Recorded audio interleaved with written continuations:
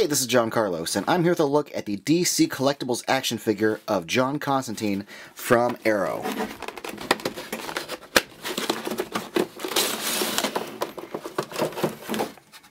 I really liked Matt Ryan on Constantine, and when that show got canceled, I was glad they were able to bring him onto Arrow and include him in the Arrowverse.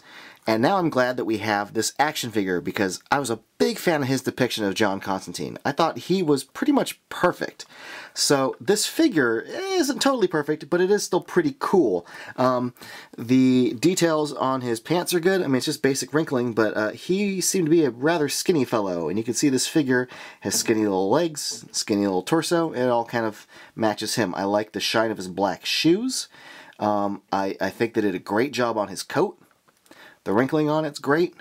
The cut of it, especially the way the little strap in the back hangs down. I like the paint on the buckle there. The buckles on the sleeves look good. General wrinkling of it's nice, but the rubber texture of it is also good. The rest of the figure is kind of a harder plastic. They did the sculpt of the tie, which is nice. The sculpt of the collar too looks good. Wrinkling of the shirt, because they did have kind of like a sloppy look, and the shirt does wrinkle the way it kind of wrinkled on the show. Even the collar of his coat looks good.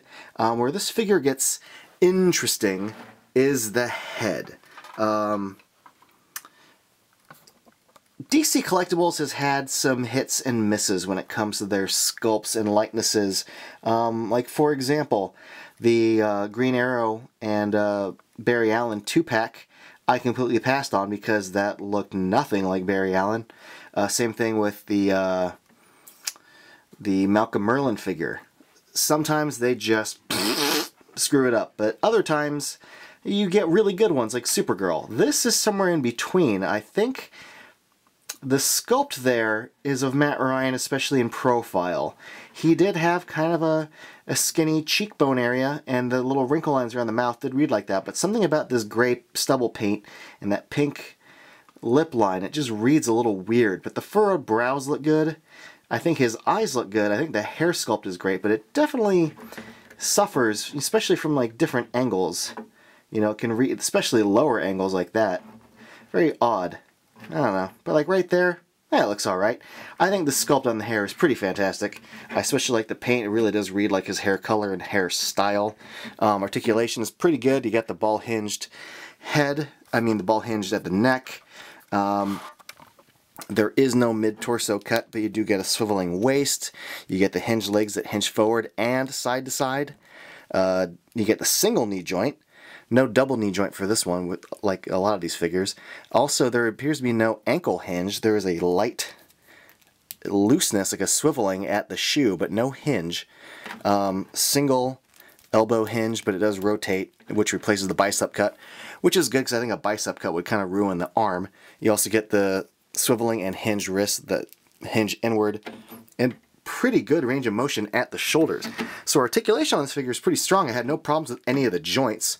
So that was nice. Now we have, aside from his fist hands, we have these kind of open palm conjuring hands.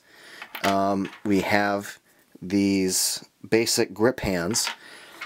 Then we get this little hand holding an open lighter, which is great. I just wish the figure came with, you know, a cigarette holding hand, or like a head with a cigarette that I can then pose him about to light it. The fact that you would include the lighter, but not a cigarette, weird choice to me. Lastly, we get these awesome hands. The same hands as before, but now they've got, you know, fire, where before they're just kind of empty conjuring hands. The fire looks pretty cool. I wish it was a little more translucent, but still the sculpt of it is nice. This is a nice touch. The fist hands were really easy to take out, but these fire hands were kind of difficult to put in. They were a little bit tighter and required a lot of twisting back and forth to eventually get them in. So if you end up getting this, I recommend you be careful, because if you just try to jam it in, you might bend the peg. Now, the articulation at the elbows and the wrists and all that allow you to get them in some pretty good poses. Like, it looks good from various angles, like more dramatic stuff further out, you know, lower, higher, all the way out. Like, you can pretty much do a lot with this, and it looks good. So I'm really happy with how that turned out. The only nitpick I have with this figure, again, is the lack of a cigarette. And yeah, I know that the lighter hand is meant to be from, like, in the show where he douses his hands and uses a lighter to make fire hands. Like, I get that. That's what this is for, and you could just put the one hand in the right sleeve and use maybe the left fire hand. But what this also does is it just rubs in my face the fact that I wish it also came with a cigarette in the mouth or a cigarette in the hand, because him smoking is such an iconic part of Hellblazer and also the Constantine TV show.